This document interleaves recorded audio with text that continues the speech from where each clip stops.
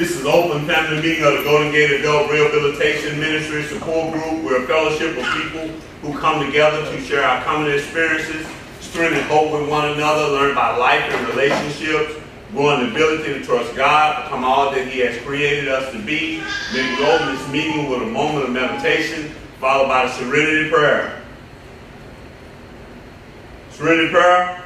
God, bring me serenity to accept the things I cannot change, courage to change things I can, and the wisdom to know the difference. Amen. May we start over here and introduce ourselves. I'm Chris. I'm covering that. Let's give you a name, sir. Andre. All right. Hi, Andre. Hi, I'm ready. Hey, Josh. Hey, I'm Andre, I'm an addict. Friday, 6/13/13. I'm Cheryl Allen. Hey, Cheryl. Bob, alcoholic, Friday, 4/4/13. I'm Tony. I'm recovering alcoholic addict. Friday, August 10, 2013. Hey, Tony. My name is Hassan. I'm an addict. Friday, 7/21/13. Hey, Hassan. I'm Larry. I'm an addict. Recovery date 5/16/13. Hey, My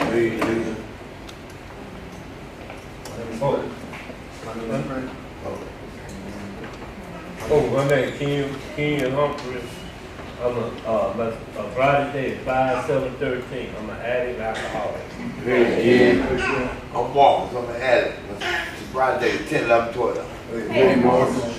My name's Steve. I'm an addict. My sobriety date is 5/20/13. Hey, Steve.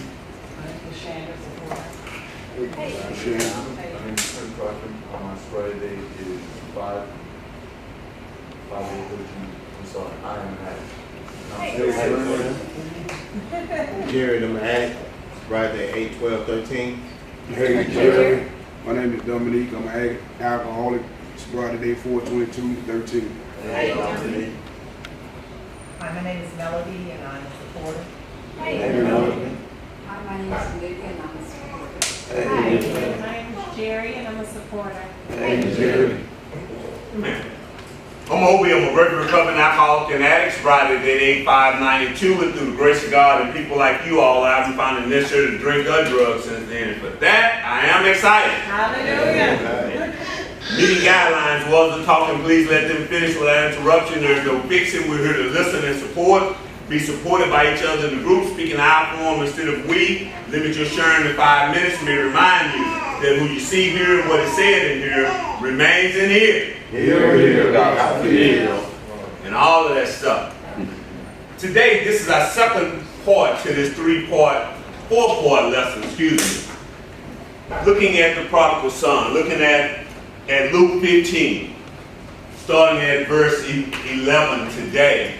And last week we talked about the son, and we looked at the dynamics of this son going out, spending all his money, and coming back. And we looked at what was the response of him and what was the response of his family. Today we're going to deal with the father. How the father dealt with this son who came and asked for all of his money and left and spent all his money, as the word says, on riotous living, wine, women, and song, and came back, and how he was received. Our question at the top of our paper is, where does codependency end? Where does Christianity end and codependency begin? Where does love end and enabling begin? Because we want to find that balance between being good Christians and being codependent. Being good Christians and not being an enabler. And that's a fine line, because we don't know when to help and when to allow them to go. The word doesn't tell us what the dynamics of that took place in this situation before it got there. But we do know that he was a father, that he had a relationship with his son. Enough for his son to come and ask him for all of his money, right? And he gave it to him. So we don't know. So we're going to interject some things. We're going to look at this text and try to see how we would respond and what is the proper response. One of our questions on the paper is, what would you do and what is right to do when we get to that point? And sometimes we don't know. If they come and ask us for all of their money and we give it to them, and then they come back, how do we handle that? Do we give it to them in the first place?